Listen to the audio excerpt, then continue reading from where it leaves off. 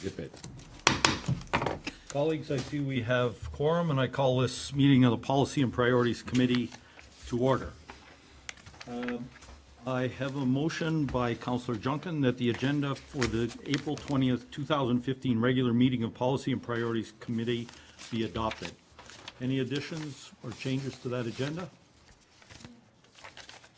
Not, I'll call the question. All those in favor? It's carried. Council or committee, are there any items on our agenda where there is conflict of interest or perceived conflict? No? Could you so note that, Madam Chair? Or Madam Clerk. First order of business is that the Policy and Priorities Committee receive the issue summary report presenting the consolidation of the town's strategic plan, and that the Town of Pelham 2015 strategic plan be recommended for approval by council at their next regular meeting. That was moved by Councillor Papp. Discussion. Councillor Ribiak. Just a comment. Looks great. Professional impact. Whoever did the work on this thing deserves a real pat. We're not getting any more money, though. Thank you. Any other? Just a comment. Just a comment. Any other comments? Mr. Mayor. Just to build on that, it was Ms. McKnight that put this together, so I think I'll give you on behalf of council, thank you very much. It does make the plan come alive and look really, really professional, and so kudos as well. Thank you. Thank you.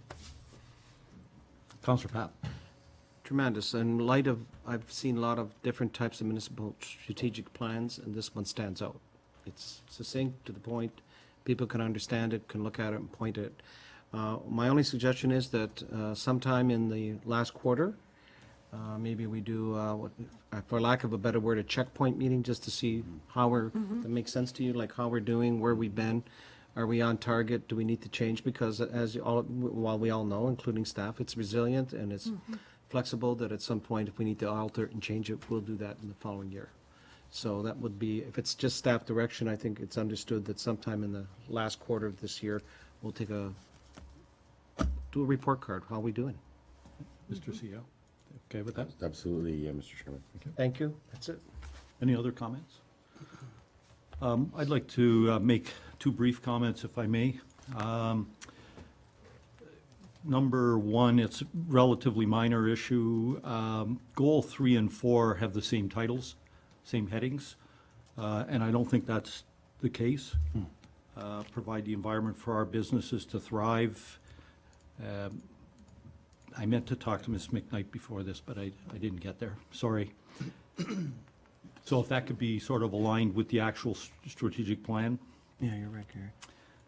The other comment that I had was under Goal 2, enhance the quality of life in our town. I just wondered if the initiatives there are prioritized, because we seem to spend a lot of time talking about the extreme storms as opposed to some of the other things that might more reflect the quality of life in our town. So my thought was to maybe put those down below some of the other items. That's my own personal bias on it. I don't know what my colleagues would think of that. Mr. Mayor. Just to that, Mr. Chair, I think these were here based on council, direction from the meeting. So Mr. CAO might know if there was an order to those, Mr. CAO. Through you, Mr. Chairman, you're talking about the prioritization of the initiative specifically? Yeah, just sort of how they're prioritized, and, well, it may not be prioritized, the perception would be that they might be. No, they're not prioritized in the sense of a list of, number one is most important down descending. It has been determined that they're all priorities for this year and all will be worked on and are all currently being worked on. What we did do, though, is some of the initiatives that may be smaller tasks or quicker deliverables, we put time dates on everything when they're due. So some are due some initiatives have already been presented to SMT and are now on their way to council. Some are, due in the summer, some are due in the fall, sort of thing. So we tried to put timelines around it so that we were getting demonstrable results throughout the year. Very good, thank you. Any other comments? If not, I'll call the question. All those in favor? Thank you, great job. I have a motion by Councillor Junkin that the Policy and Priorities Committee receive the issue summary report relating to the development of a council correspondence policy, and that the council correspondence policy be recommended for approval by council at their next regular meeting. Discussion.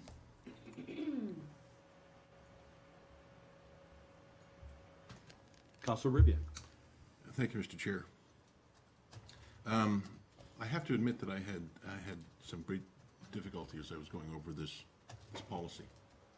And it seemed to me that the difficulty I was having was that the solution statement was extremely long and detailed and structured, clearly to account for every conceivable incidents in which we might receive correspondence.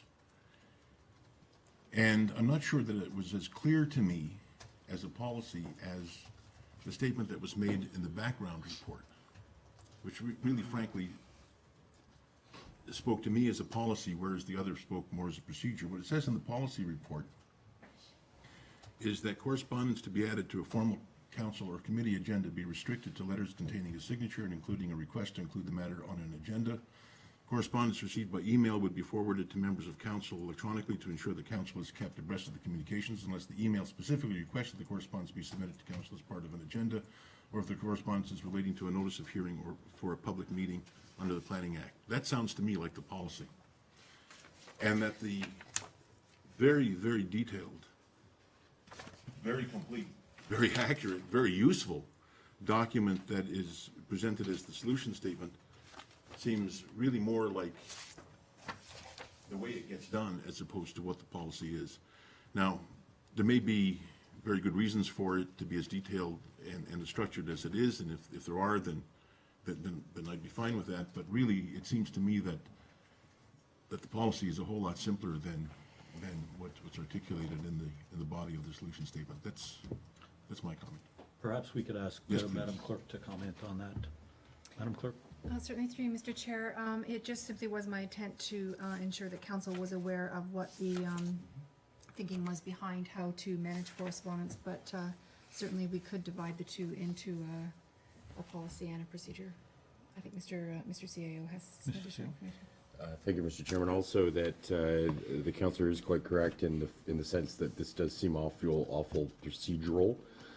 You don't see that a lot with the other types of policies that come forward. But keeping in mind that this is not a staff issue, therefore it is a procedure of council. So we wouldn't. This is one of the rare occasions where council can and should probably get involved in the procedural part of it. So I think that explains a little bit why that's contained in the policy where you wouldn't normally see it if it was an issue that was delegated to staff. Thank you for that clarity. Comments around that issue? Councillor Papp?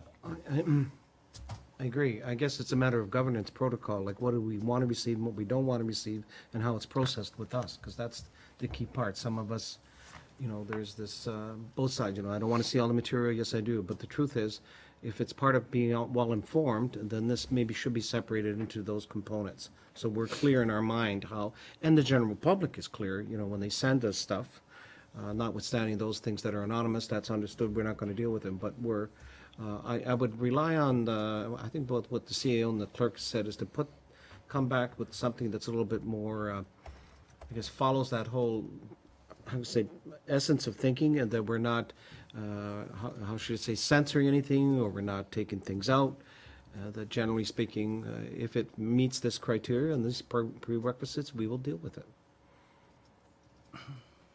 Mr. Mayor? No, I'm seeing the clerk, sorry. Did you have further comment? Yes, just to build on what the CAO had mentioned, we were intending to ensure that this policy is made available to the public in Right.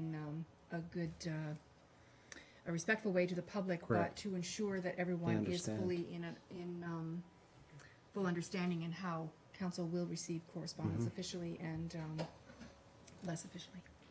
Thank you. So just to that, sounds like is an amendment in order. Right. So I'd move the amendment that was discussed, that we take the language from the background here, Send it put back. that in as the policy, and then the procedure would be separated, but it's a council procedure.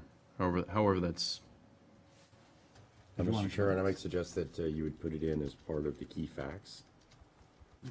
And then your solution statement is your succinct Bring it statement at back. the end. Well, yeah, just- That would, what I would recommend.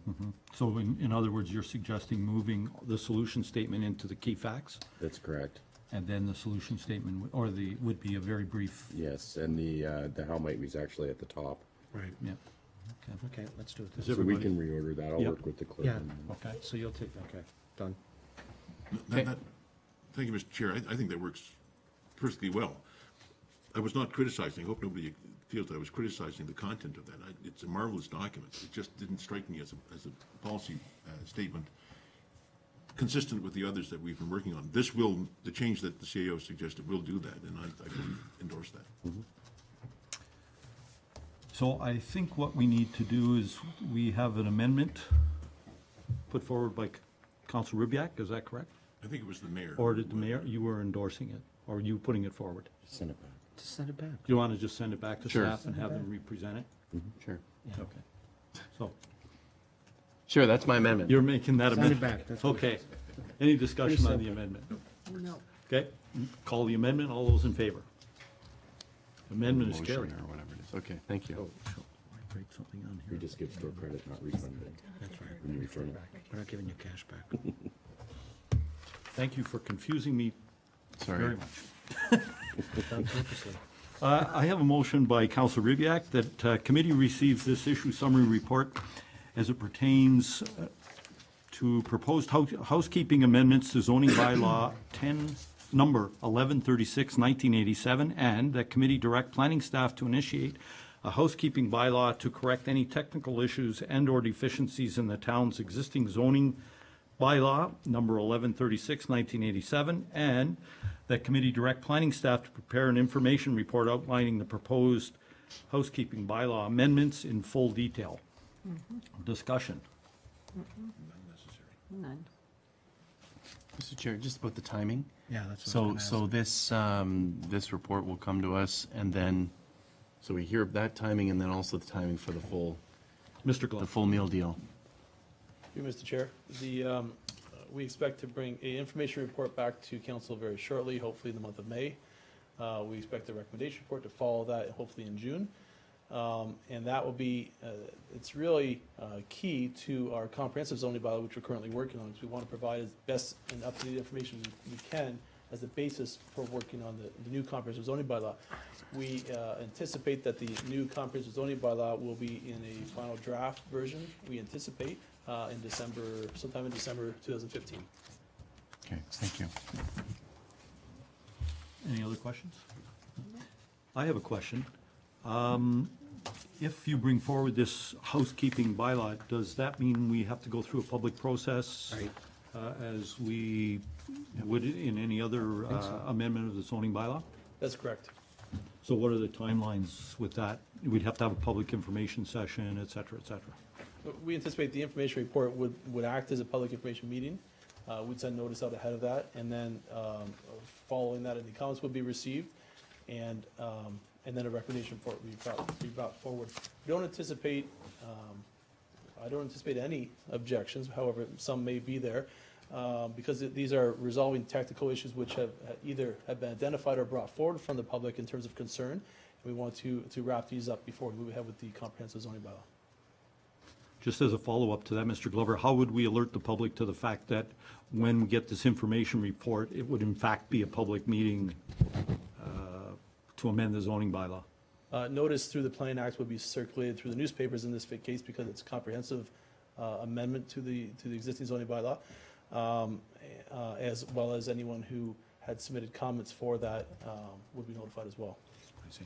Okay, thank you. Any further discussion? Thank you very much. Thank you, Mr. Chair. Just for clarification, so this is housekeeping. This is not the change to the zoning bylaw. This is purely housekeeping of the current zoning bylaw and bringing it up to current state. Mr. Glover, Through you, Mr. Chair, that is correct. Thank you. could you give us an example of a housekeeping item that leaps into your mind that might bring clarity to the subject? A simple one is we had a resident who has permission to do an accessory business on their property. They have not employed that secondary business for years, and they've always applied for the tax credit for that. They've written to us and asked us through our housekeeping bylaw if we could remove that use from their property. That's a technical issue. There's no implication. The owner is on board with it. We'd be happy to oblige them in that service. Thank you for bringing clarity. Any further questions? No? If not, I'll call the question. All those in favor? That's carried.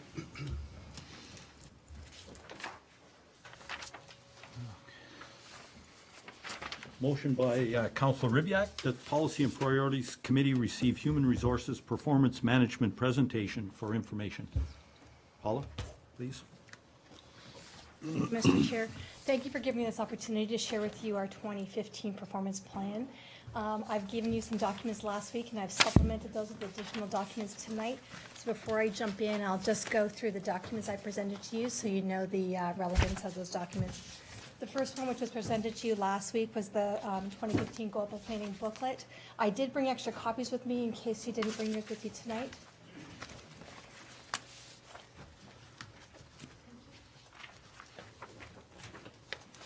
Okay, next is the packet that I just delivered to you today, which is a copy of the PowerPoint presentation. I wasn't sure how clear it was going to show up on the screen, so you've got that in front of you. Next is a copy of our core competencies that I'll get into in my presentation. And then that's followed by a couple of examples of some evaluation and scoring that I'll also talk about. And then finally, just some, the larger document that was very hard to read a couple of weeks ago. I printed that out for you in a more legible form. And we'll talk about that briefly as we just talk about our recruitment strategies. Okay.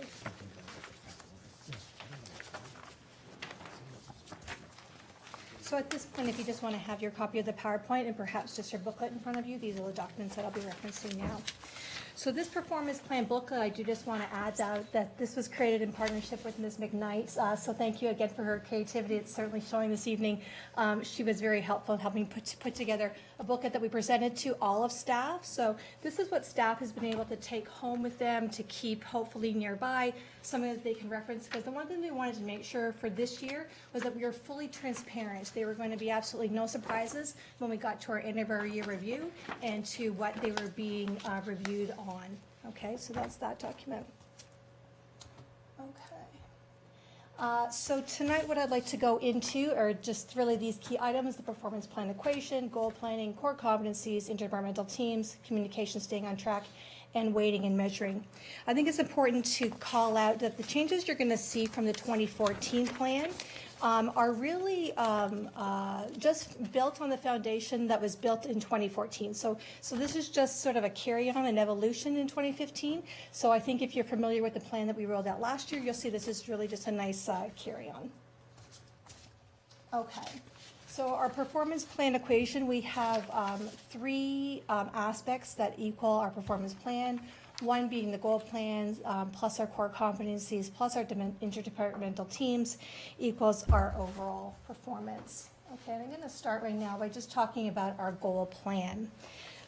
This really is where we found our biggest evolution from last year's plan. So I'm going to probably spend the most time in my presentation right now going through what the goal plan looks like for 2015. Just sort of laying some foundation. I think we can all agree that you really need to verbalize what your goals are. You need to write them down. You need to commit to them. And our goals really will align us to the town goals. So I think that's important that our team is able to see how the work that they do really will help to drive what the goals are set by the town. Okay. So this is what our 2014 goal plan looked like, and this is pretty characteristic. I was able to see some plans from last year. So these are true examples that would have been given in a 2014 goal plan. So under the me, enroll in a leadership class, perhaps at Niagara College, or attend a seminar. My department were to update website, update policies, and perhaps request new equipment. And my town, the goals for my town were their participation in interdepartmental team projects. So the first thing I'd like to call out is the biggest change in my town is having interdepartmental team projects as included in their goal plan. And that just goes, again, back to our performance plan equation. You can see interdepartmental teams has become such a big focus for us at the town. We really wanted to pull it out of the goal planning and actually make it its own segment in our overall performance. So I'll show you how that plays out as we go through the process. Okay, so going back to our goal plan, this is what 2014 looked like. And so fundamentally, we made a little bit of changes to the actual document. This is what our document looks like for 2015. The me remains the same.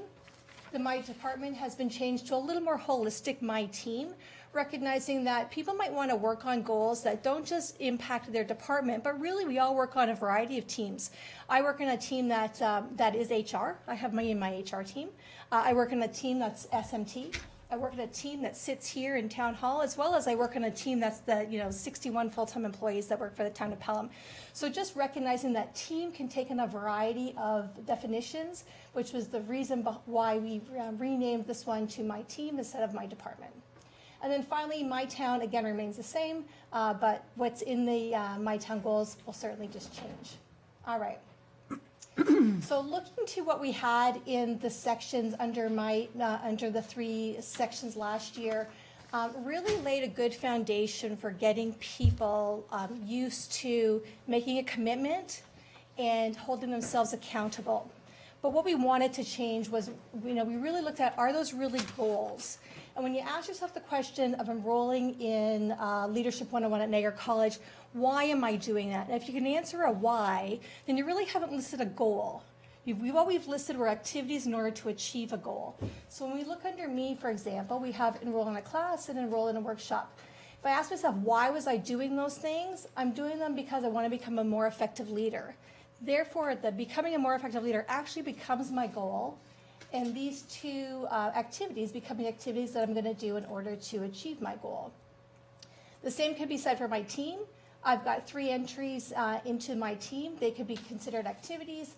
And looking at those, I would say my goal might be to help my team work as efficiently as possible with the activities of updating my website, updating my policies, and requesting new equipment.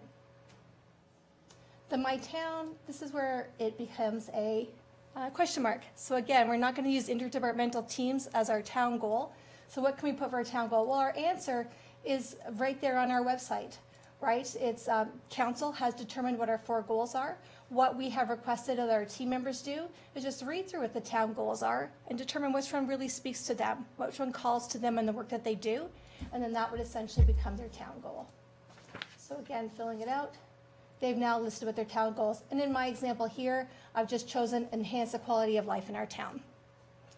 Now that we have sort of put our flag in the ground and we've said what our goals are going to be, what happens to this information that we would have accumulated last year? Does it go away? Well, in fact, it doesn't. But this is where our plan has just expanded. We now have a backside to the plan that looks like this. And if you look to, this is where you might get a better example if you look into your booklet, you would see on the second page where it shows the goals page. So we have our goals set out on the front page. So on the back is where we list our activities. So that those activities would remain the same under the goal of becoming a more effective leader. I still want to take classes, but the difference becomes now I've set dates. I'm going to hold myself accountable to actually a time frame. If it's a course, when is the course done? When will it be completed?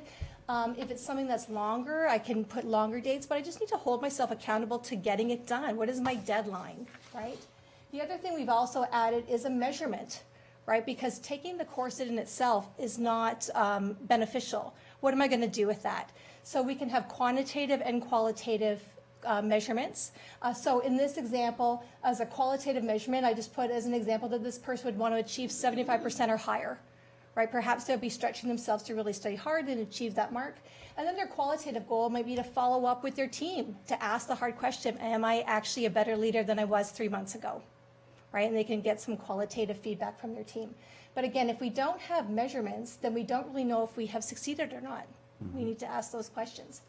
The great thing about this page in the document is this is a living document. So this will get added upon month after month. So as activities are accomplished, they can then continue to add further activities. Again, at the beginning of the year, I might find it hard to hold somebody accountable to putting down activities that would happen in the summer and the fall. So again, it's important that this becomes a living document. And if by chance something doesn't work out, it's also an opportunity for them to reflect, go back, create new documents, and again, all with the purpose of trying to achieve what the high-level goal was that they set out for themselves. So any questions so far on the goal planning page? Yes, sir. Question, very good. This helps clarify a lot. I would suggest, and we'll have time more to talk, it's not just about a team, it's about self-improvement as well. Yes. Because someone who's on basically cutting trees and cutting grass, it sounds silly, but the truth is if they can become much more efficient at it, much more competent at it, plus it becomes part and parcel of their ability if they want to move through the organization. Absolutely. Right? All this builds on that. Yes. Correct? Is that a fair statement? That is absolutely a fair statement, which is why they will all choose one goal under me, my team, my Right. town. So they do need to self-reflect on how do they want to improve. Right. And, I will at this point say, I held 2 goal planning workshops with our teams and had really good turnout and really exciting conversation. And I think one thing to call out is the goal plan is not supposed to be, brain surgery, right? I don't want people to choose activities that are going to cause them more work or, take away some free time from their family. It really needs to be about the stuff that they're doing every day. Just how do I do it better? How can I make myself better? How can I share my knowledge? So a great one comes from that my team piece is we talked a lot about when new team members onboard and how everybody plays a part in the training of the new team member. Well, you know what? You're now a peer coach. You're a peer mentor. You are now developing yourself and developing your own teaching skills. So put that down as your goal.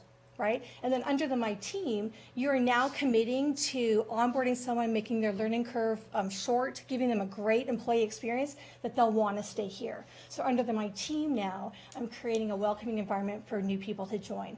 So it is just about the work that they do, thinking about it differently and thinking about how that work that I do drives the goals of the town. Mr. Mayor? Mr. Chair, thank you. Just tell us a little bit more about those workshops. Yeah, so thank you for asking. We delivered this program to the team at the end of March. So I held 2 sessions. They were workshop sessions, an hour and a half long each, inviting everyone who wanted to come in. Actually, when we sat here in this room to have a seat. And I gave a little bit of an introduction, but really it was a working session. So they had hard copies of the document, pen in hand, and sat here and started writing out goals. And they would just talk amongst the people who were in the room with them. So some were from different departments, and just they would talk about goals and what is a goal and what would be a good activity. And then I was here to, just sort of help them, walk them through the process to understand, again, I think the biggest obstacle was trying not to think too grand, that really the work that they're already doing can be put on their goal plan. So just helping them focus their thoughts and their ideas and putting it down to paper. Mr. Mayor? Thank you very much. It sounds great.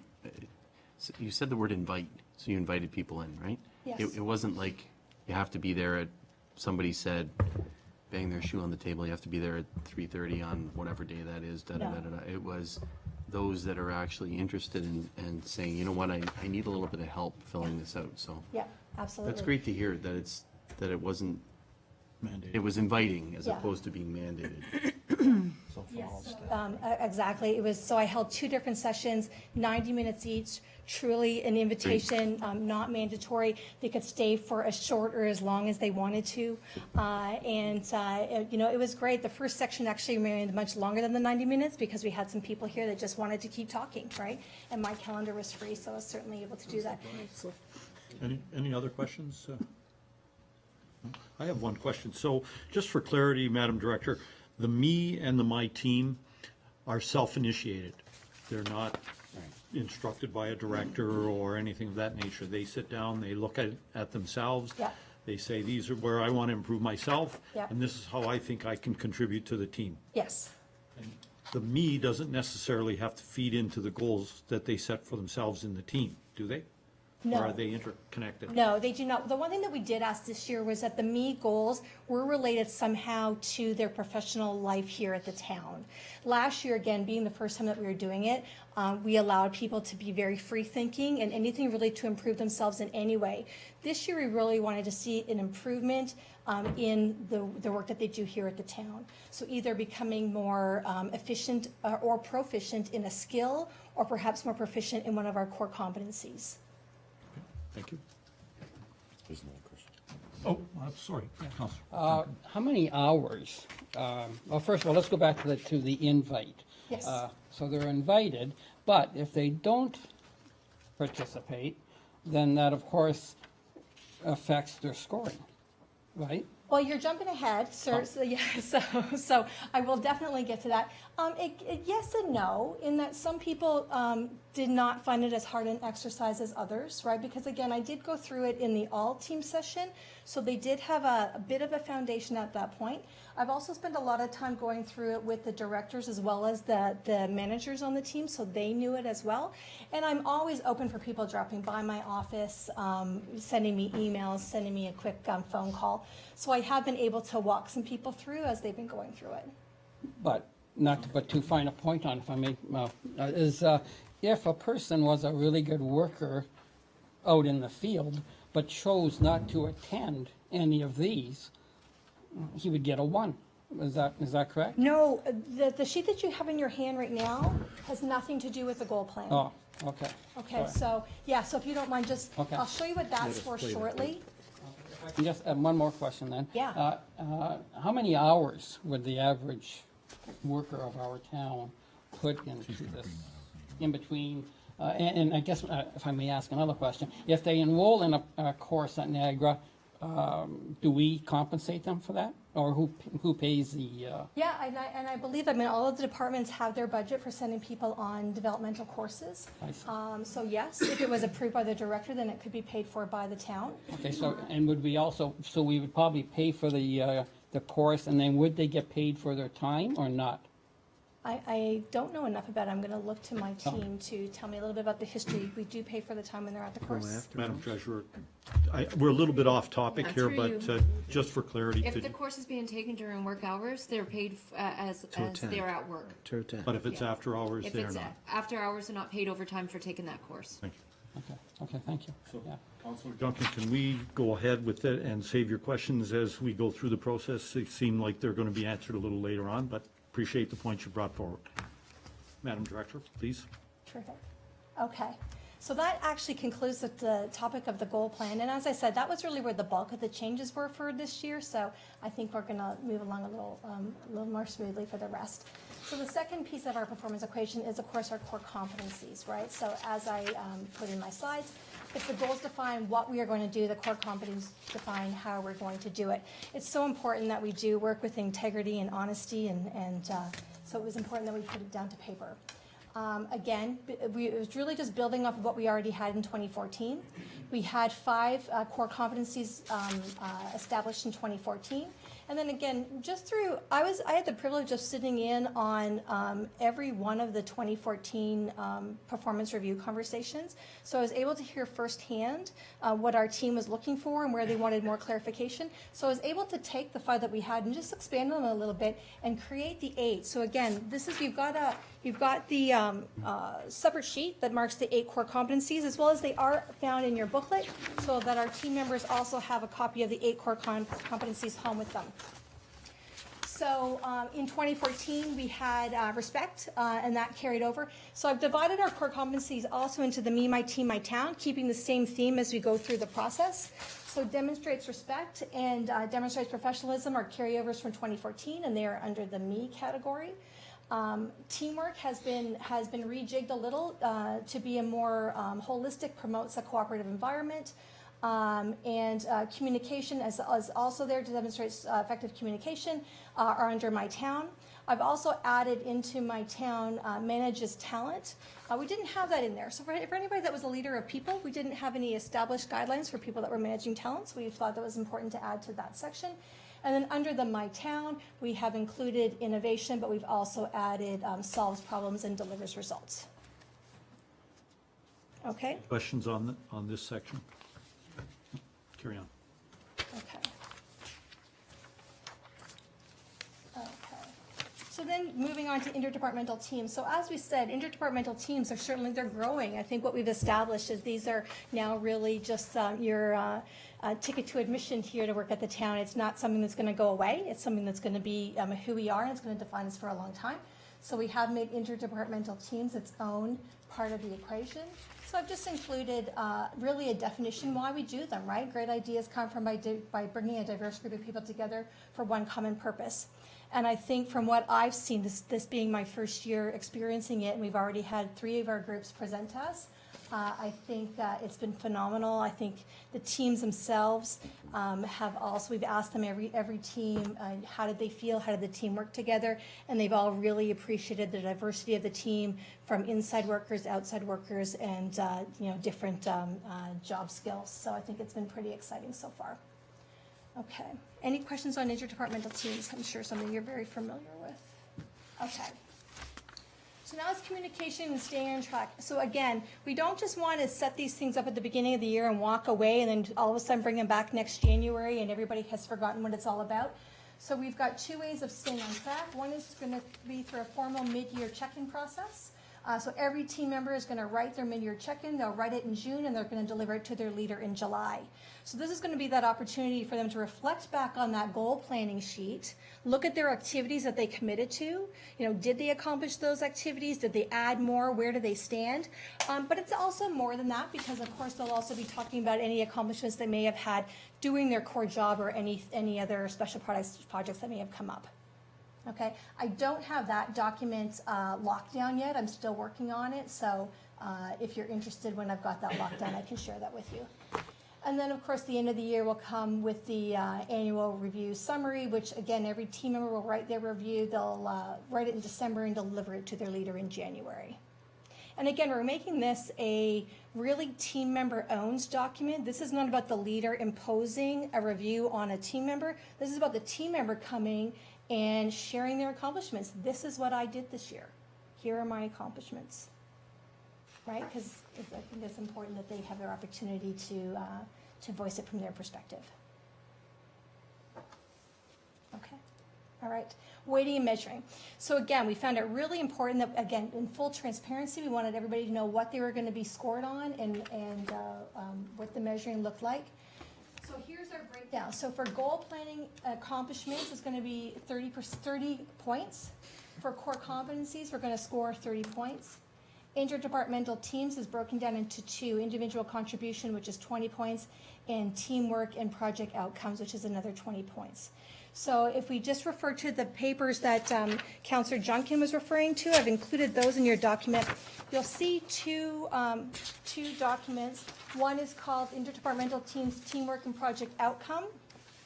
This is the document that all the directors have, that when a How Might We team presents, we use this as our documentation for scoring purposes.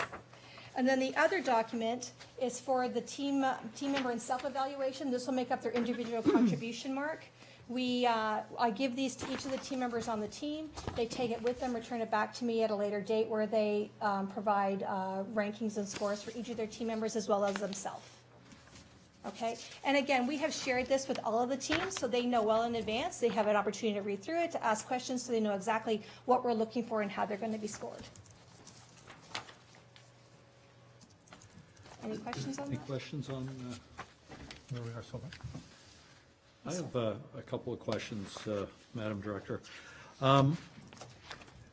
When we are evaluating core competencies,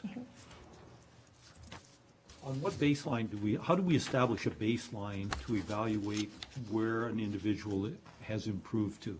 So let's take not all of us are on the same page, and we're all starting at a different level. And in order to do an evaluation, you need to be compared to something. Yes. So how have we established a baseline that's fair and reasonable? Yeah, and you know what, and you're absolutely right, and it's something that I did mention to Mr. Ottaway a while ago, and it's, for this year, I would just say that it's an evolution.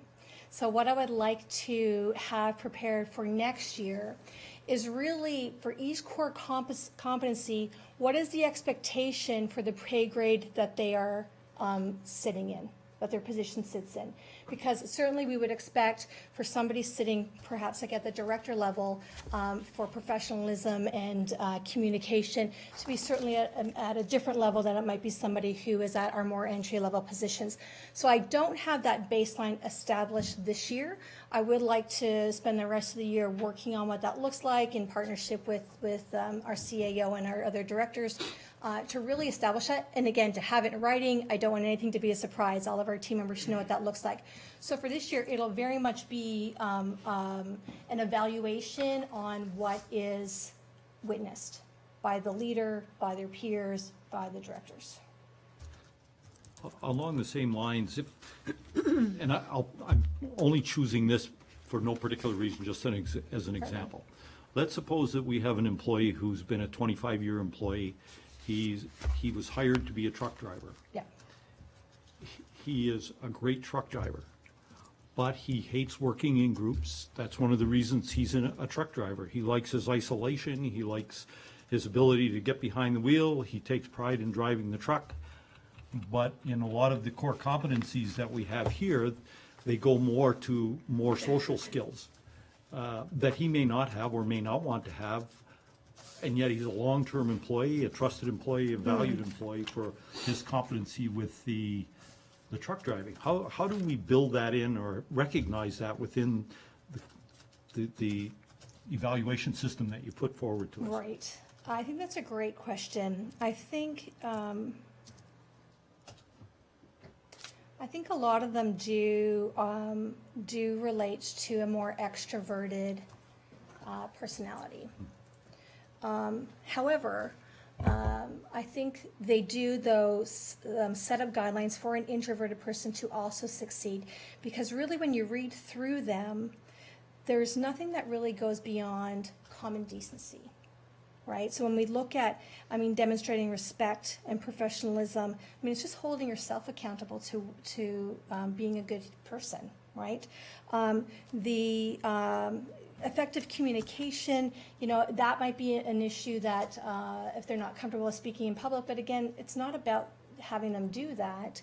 It's just about when they are in an opportunity to be in a group, do they listen attentively, or are they always on their BlackBerry?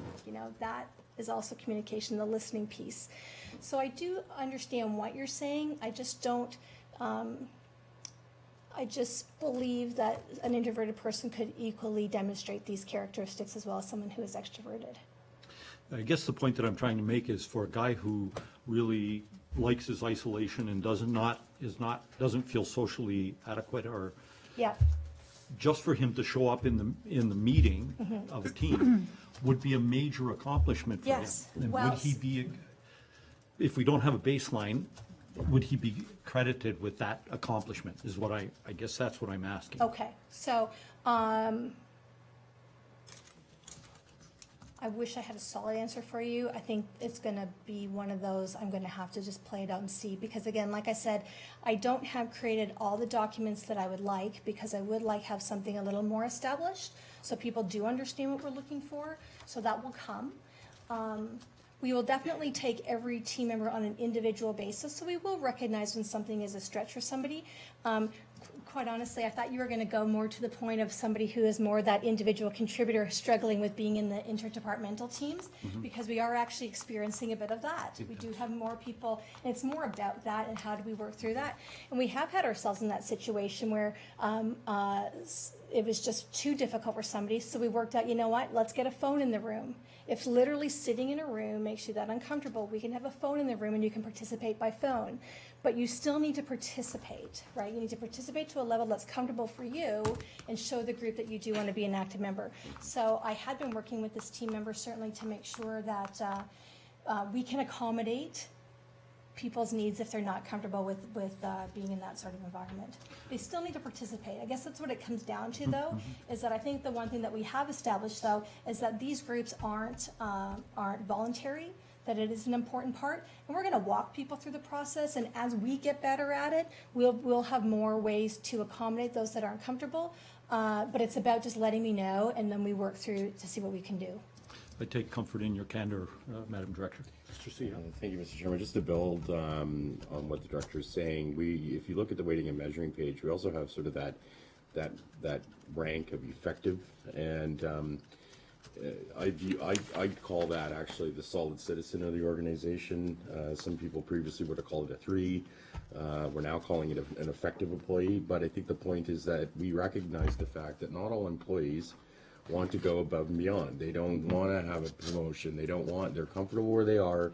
They like to drive their truck. They take pride in their work, and they come up to work every day. They do a great job, and they are in fact effective employees. And we recognize that, and that's really a lot of the staff is in that area, so that you're not penalized for not being the overachiever, but you're certainly recognized for doing a good job and being a solid part of the organization, and we acknowledge that. We think that's important to us. So, Thank you. Councillor Papp, I saw you signaling. Sure.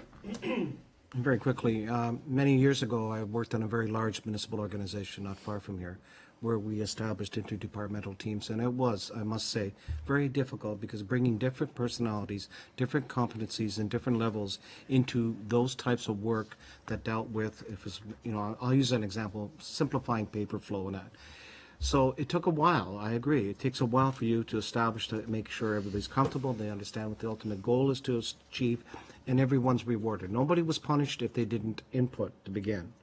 But it was understood as it evolved, they would then be concentrated on the project. Then getting back to the individual one, I think it's important, Darren, what you hit. There are certain standards with the truck driver he has to meet, right? He can't speed. He's got to loads. Those are things that those of you who are in HR know. If that person is meeting those or exceeding those are things that we would recognize and acknowledge and compliment, because that's the whole idea. So if there's any issues, and I'll use this. And the communication side, aside from what you've said, I would think, we have road patrols, and I'm going on the technical side. They have to bring back very critical information on conditions that affect whether we're plowing. These are things, if a person decides not to, and I don't want to, we've had situations that hasn't happened, and things, let's just say, got very vulnerable. But this is, I think, building on that whole idea of making sure that they, as an individual, understand what they're required to complete, along with the complementary thing, if you call it, the strength building of being part of an interdepartmental team. The bonus of this is you begin to understand very quickly, that some members of the team will help you. They will actually boost and help you with your efforts. And in my particular situation, I mean, it was 2,000 employees. Yeah, there's no question, all of us, engineers, healthcare people, we all learned how the methodology works so that we could improve our performance for the corporation, plus help our own departments in whatever thing that they need to get done. So you're on the right track. I think you're right. You're going to have to refine a little bit more detail, and I think myself and I think we're prepared for that, because we know this isn't going to be, you can be subjective, and people say, oh, you did a good job. Well, what do you mean I did a good job? Or you did a bad job? So what exactly did I do bad?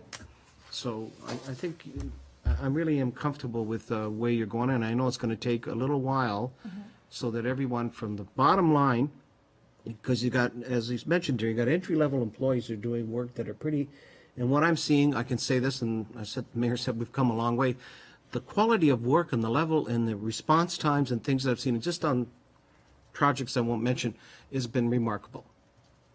People have responded, they've been timely, they've done what they were supposed to do, and the feedback we get is from our constituents. Sure. Case in point, bylaw, public, service requests, people are there and the public is noticing it.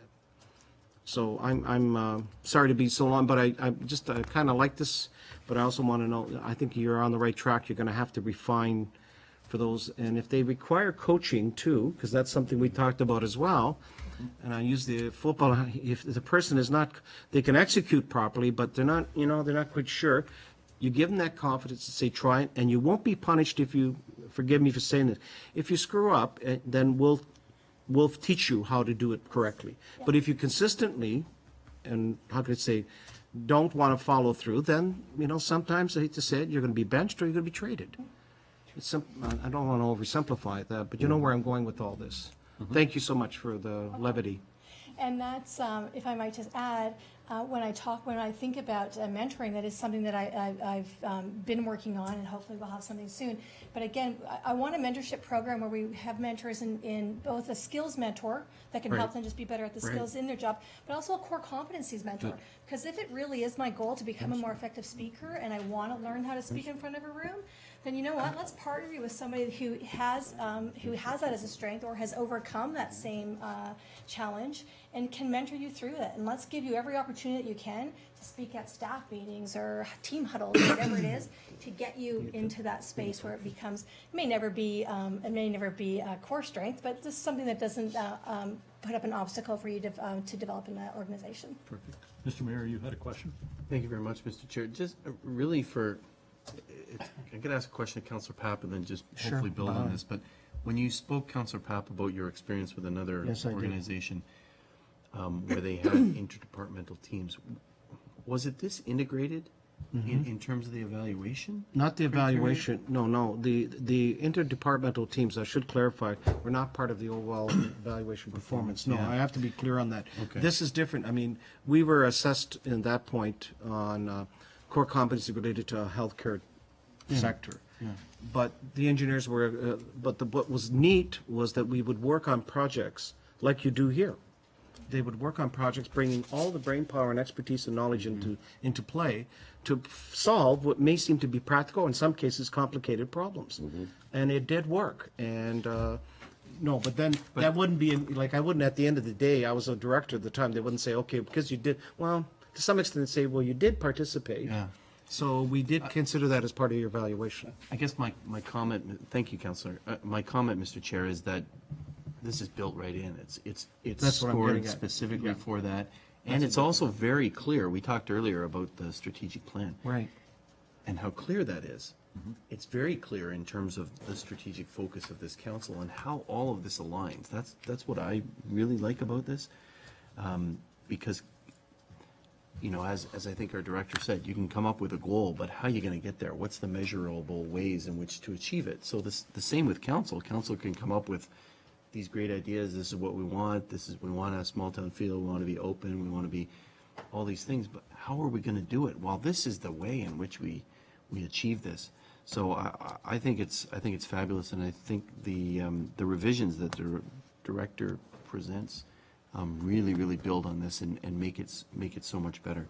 And then the final comment, Mr. Chair, my experience with some of those individuals, and we do have them in our organization that are quiet, as you were talking about earlier. They just want to, do their job, get their work done, which is fabulous. Very often they have the most keen insights, and I guess the question is, and maybe it's rhetorical, is this the way in which we can get some of those insights out? I think it is, because really what it's saying is we value your input, we value your insights, and we value your expertise, and we want to bring that into not only the great work that you're doing, but into the work of the entire organization. So I'm hopeful through this process, as you are, Mr. Chair, that those individuals that might be a little bit more timid and not able to talk in front of a microphone or as comfortable as some of us are, but they provide great insight, and this is the environment in which they can do that. Very Thank good you. points, Mr. Mayor. Thank you. Councilor Rubiak? Thank you, Mr. Chair. I also want to express a great deal of pleasure, actually, in looking at this process. And what I really like about it is that it features, I think, probably the most important thing that can happen in an organization. I think we've all experienced, we all know, that people who are interested in developing themselves generally work at the limit of their capability. And people who have decided that they are happy with where they are tend to work at kind of the minimum acceptable level. And the difference between those two is huge. It's huge. The capability that people have versus what any organization can expect of people represents a tremendous difference, and it's a difference, I think, that we as a corporation would want to have. So it's a process that kind of zeroes in on the notion that, in fact, people are going to be encouraged to get better and better as time goes by. If they're interested in doing it, they will work at that limit, and we'll be able to receive the benefit of it. But so will they. I note your example of the individual who might be happy with the job that he's got, and he wants to do that, and he wants to do that forever. And my sense is that that works if the job stays the way it is forever. And of course it may not. The job may disappear entirely, it may change. People need to be interested in developing themselves in order to provide themselves with some measure of security in terms of employment as well. So this is something which is of tremendous benefit not only to the corporation but to the individual. I think, frankly, that the amount to be gained by doing this and doing this well is worth every moment that is spent in doing it. I look at that as an investment. I think what the return on that investment is going to be will be huge. And I'm just thrilled to see something as comprehensive as this, as keenly thought out as this. It doesn't bother me at all that we don't have all the answers. This is a developing organization. This is going to be a developing system. And refinements will occur every year. So I think this is a tremendous start, and I congratulate everyone who's contributed to this, and just love it. I think it's great. Thank you. Thank you for your comments. Councillor Junkin, I kind of cut you off earlier, so And again, I I'm don't know turning if it this over is to you. the right time, but how many hours, I guess, but the average, not at the average, how many hours would an employee put into this goal setting between the team meetings and whatever, the whole plan? Well, how many hours would that go in? Let's say in a year. Any idea? Well, I would, again, being the first year that we're rolling out the documents, it's certainly going to take them longer than I think that has been preceding years coming. My expectation would be, probably starting at the beginning of a year, creating their goal plan will take some time. But my intention for this year coming is for our directors to actually write their own strategic plan based on the town strategic plan that we then filter down to our teams and say, here's our plan. You write their goals based on our plan. So it should be much easier for them because they'll see what their leader's working on. If it's important to their leader, it should be important to them, therefore their goal plans, et cetera, et cetera. So again, things should start to flow a little more swifter. I would assume, when I think about like the media review, should probably take about an hour to do. Their final review should take about an hour for them to do. I have a tip in the handbook that if they write a good goal plan and update their activities, then really it should be quite swift because they should just be copying and pasting because they've got their activities already listed. So it's I don't have a number for you. Again, I want to offer as many workshops as I can in order to make people embrace this. So if somebody wants to come to all of them, then I welcome that, and if they don't, I can't penalize them. So I could try to put some numbers down. No, that's okay. It was just, I just wanted whether it was 10 hours a year or would it be 20 hours a year? Yeah, and my mind kind of went to 10. Yeah. Give or take some, depending if they want more exposure. Yes, sir. Another, Carry to on. you, Mr. Chairman, if I may. Was this a management imposed plan or did the workers want it? So from what I understand last year, this was a worker requested plan. I might actually, if I may.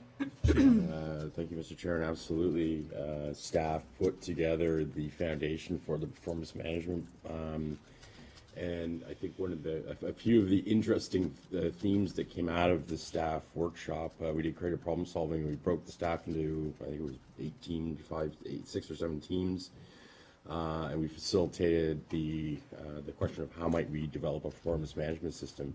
And in every group, one of the key facts that was identified is that staff was tired of mediocre employees being rewarded in the same fashion as people that worked their butts off. And we heard that over and over again. And we also heard that there wasn't a clear there was no evaluations, and there was no way that a staff person knew that they were doing well or if they weren't doing well, because they just simply didn't exist, and that was something the staff was looking for. So there was a number of key things that staff indicated, and then as the previous council will recall, we took that foundational work and we brought in Anne Charette to help us through the process of designing the performance management. And what you're seeing here is sort of performance management 2.0 is where we are now. And when we rolled this out to all staff and really talked about and showed them how it really was a build on what they've already done in 214, and they could make the connections, they could see that this was something that they were, had a hand in, as well as sharing that really a lot of these changes came from when I had the opportunity to sit and listen to them and listen to what their concerns were, and just wanting to make sure that we were as transparent as possible. Which really just leads us to this last part of the measuring, and Mr. Ottaway has referenced it already. But you can see that we have clear descriptions. So we did kind of move away from the numbering system, although we still have 5 categories. We do have scoring based on because we are a points allocation system, but clear definitions, right? So one of the things that all of our team members will do at the media review, they're going to look at these and they will be challenged to put themselves in a category. Right, and come and say to my leader, you know what, I think I'm excellent. For these reasons, I think I'm excellent. And to have the conversation, because again, my goal is that for an annual review, their final review rating and score should never, ever, ever be a surprise. So it's through just really transparent conversation, saying this is where I am, this is what I've done, and the leader listening to it and adding to it and talking about where they can continue to improve. We'll just have a really engaged, I'm hoping, engaged workforce. And then I just want to add on to what Councillor Rybak had said earlier about those team members who want to grow and develop. We have incorporated now this into our interview process. Every interview that we have, we talk about the interdepartmental teams. We talk about you're not just being hired for this core role, but you are going to be engaged in this process. You will come to wherever the team is, and you will work with other people. And how do you feel about that? And all of the responses we have been getting is, of course, it sounds awesome, I want to participate. For some, I'm sure it's going to be out of their comfort zone. But again, I want people to take these jobs knowing exactly what they're walking into, right? Knowing that this is a core element to the job. And while it's new for them, just to embrace it, and we'll walk them through. So as I think about our culture, now I'm kind of really getting off on a tangent, but when I think about how we're going to define our culture, that word innovative is going to be part of it. And the way to make us innovative is to hire people who enjoy being innovative, right? And who embrace the process and just want to be part of it. So we will make sure we hire accordingly, as well as having those great skills to run our public works and our other departments. Okay, so that ends actually the segment on the performance evaluation. Any questions on that? I have a question. Is there any intention at the end of 2015, we've had 2 years now to roll it out, to have another team meeting, divide into groups, how might we, to look at the program from the employee's standpoint and get their input on how they view the program and how it might be improved to better, that they would buy into it in a better way? I would absolutely say yes. I mean, I think that's the whole key into constantly evolving, is to find out, of our improvements, what worked and what didn't, and how can we continue to make this just even a more smoother process. So from what I understand, I think we've come leaps and bounds from where we were last year, and reactions have been great. So I think we are certainly on an upward trend. But yes, hearing their feedback and how we can continue to make this better is certainly the way to go. No further questions? Oh, Councillor Rybak. Thank you. Just one quick observation. I'm sure it's already been taken into consideration by staff. But inconsistently effective performance or unsatisfactory performance are not generalizations. They manifest themselves in specific individual events, and I'm sure that staff is responding to those individual events immediately that they occur, so that in fact it stays out of this system, but is dealt with as the performance issues that they really are. That's the only comment I would make. I see heads nodding, so I assume that. And then just very quickly, then this is the last document that I've given you, and I just really wanted to touch a little bit on our recruitment process, just to show you sort of where we've come. And my goal, just as far as the student goes, is really just to standardize everything. So this, I just want to, again, just to show you all of the hands that will touch our candidates. I want to make sure that we're taking out any thought that perhaps we're hiring the wrong people for jobs, because I think we certainly have a nice cross-section of people who will either be phone interviewing or live interviewing our candidates. Our interview guides, while you don't have a copy of those, I have created interview guides. We do ask behavioral questions, and our questions all tie into one of our core competencies. So again, there's reasons behind every question that we ask to make sure that they do live the values that we're looking for. Any questions with respect to this? I had one question, Madam Director, and it's not asked for any particular reason. Under payroll clerk, HR specialist, I note that the only person that's the hiring leader is the treasurer. And yet, Yes. if we're looking for expertise in both areas, would it not be wise to have both of you on as hiring leaders, as we do in some other areas? Yes, and so what we decided, because again, when Ms. Pupo and I were talking about the position, we needed to make this person accountable to one person. And at this point, in the work that I'm working on, I was certainly more than happy to allow our payroll HR clerk to continue to report to Ms. Pupo. But as you see, as far as the interview process goes, we do bring in other people into the interview. So in addition to Ms. Pupo interviewing, I would definitely want to make sure that I'm another person in that room so that I would have my input. Any other questions? Colleagues, we'll go back to the question that the Policy and Priorities Committee receive Human Resources Performance Management presentation for information. All those in favor? Carried. Thank you very much for the fine work. Colleagues, we're going to move on to old business, and it's dealing with human resource issues. First item deals with the health and safety philosophy. It's moved by Councillor King that Policy and Priorities Committee receive the issue summary report for health and safety philosophy policy, and that committee recommend that the policy be forwarded to the next regular meeting of council for adoption. Discussion.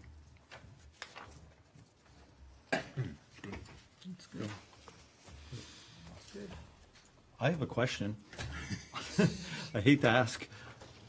I don't get it. I really don't get it. How is that the health and safety philosophy? All it is a statement of our strategic vision, mission, and values and goals. To me, it doesn't speak very specifically to health and safety philosophy. I mean, isn't our philosophy to keep our workers safe and healthy and working in a healthy environment, et cetera, and to ensure that they're properly trained and all of that sort of thing? It has really very little to do with vision and mission and values and goals. Any comments, either? I can address that partially. We do have a specific policy that is mandated by the Occupational Health and Safety Act that is standardized wording. It's already been approved. It's in your policy manuals. It's reviewed once a year and signed by the highest ranking officer, which is the CAO, and posted, and it outlines all of the topics that you just highlighted, that we provide a safe workplace, supervisors are trained properly, and all of that is provided in that. This is just an overarching philosophy, much like the overarching philosophy for our policies in general. I see. Mr. CEO might have something to add. Help me on this. It's just, it's a philosophy. It's not really a policy, but it just reiterates what our values and goals, vision and mission is as an organization, and it's.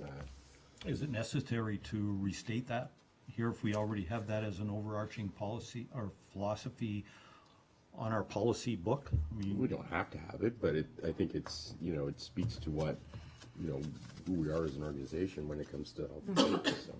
okay. That's my comments. Any other comments? Thank you, Mr. Chair. Just to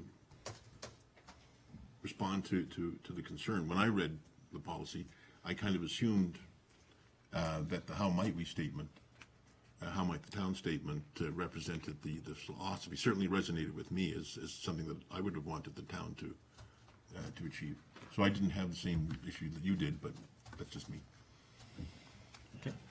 Councilor Goodwin. I think it's very important because in the case of, in the unfortunate event, if some type of an injury has occurred, investigation will look and say, well, they did give you a philosophy, and it is very much a part of the culture of this corporation. And I think that's a vital item that, to have in defense of what we do and how we do it. So I think it's a great idea to have that in there. Thank you. Any further comments? Councilor Pap. Just picking up exactly what Councilor Durley said, in another municipality, one of the statements on the values and goals, and I'll just highlight this, has become a matter of a major legal, is we are accountable. That it's not assumed that just because you fall under regulations, and this instance resulted in a death that was not reported. So by stating this, you protect us by basically saying, besides the legislation, you are as a corporation committed to this. And that was brought out as a matter of a legal defense, part of a defense right now. So it does play a significant portion. Thank you all. Any further comments? If not, I'll call the question. All those in favor? Carried. Moved by Councilor Durley that Policy and Priorities Committee receive issue summary report Bill 168 Workplace Violence Harassment Policy S101-4, and that committee recommend Council adopt policy S104-04, and that policy H&S 5 brackets N and policy H&S 5 brackets O be repealed and replaced with S101-04. Discussion.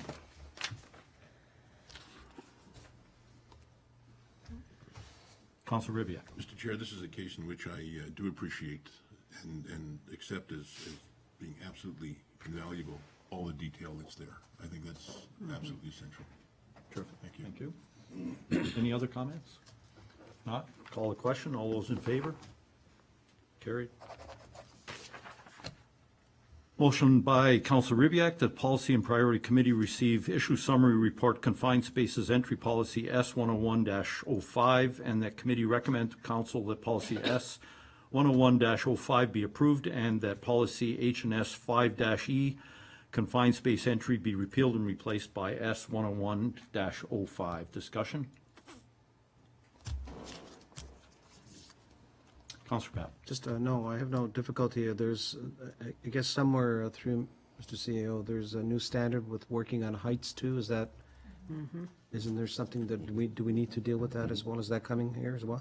Am I wrong? I thought there was. Yeah, well, there is. Okay, that's fine. So that'll come at some point. Thank you. Further discussion? If not, call the question. All those in favor? Carried. Moved by Councilor King that Policy and Priorities Committee receive issue summary report Ergonomics and Workplace Musculoskeletal Disorders Policy, and that committee recommend to Council that Ergonomics and Workplace Musculoskeletal Disorders Policy be approved. Discussion. Councilor Ribbiak. Thank you, Mr. Chair. I had only one comment that I made to myself as I read through this, and that is that there's absence of any reference to physical conditioning as a preventative measure. It appears not to be there. The entire responsibility that's listed is that of the corporation. There's no reference at all to the extent to which any employee needs to take adequate care of their own physical conditioning as a means of preventing injury to themselves. I make that as an observation. I don't know, frankly, at this point in time, whether it's even something that would be recognized in law. Maybe it's something that we could not put in here, but I just mentioned that as an observation. It's just not there. Do you have a suggested change or? Well, I'd like to hear, first of all, whether it would be appropriate to do that. It may not be, it may not even be legal, but I make that observation for whatever it's worth. Councilor Durley. Thank you, Mr. Chair. One of the statements in key facts defines ergonomics as the science concerned with the design of equipment and workplace process. So in fact, the onus is on the municipality, I believe, in that case, to provide these things. Anybody with any common sense would certainly try to take care of themselves in order to be able to do things and do that. But, that's their job. Our job is to make sure that we're providing the right equipment and the proper processes so that there's no jeopardy for our negligence causing problems. And I think that's a very good CYA point. Madam Clerk, would you like to comment then? Thank you, Mr. Chair. There is a standalone policy which is mandated under the Health and Safety Act. It's the individual responsibilities and duties policy, and that is also being reviewed and will come forward as a standalone policy. Thank you. Thank you. Thank you for that clarity. Any other further discussion? Call the question. All those in favor? Carried. Moved by Councilor Durley that this regular meeting of Policy and Priorities Committee be adjourned until the next regular committee scheduled for Monday, May 4th, 2015, unless sooner called by the mayor. All those in favor? Carried. This meeting is adjourned. Well conducted, Mr. Chair. Well conducted. Thank you. We're going to have to go through these core competencies and start scoring.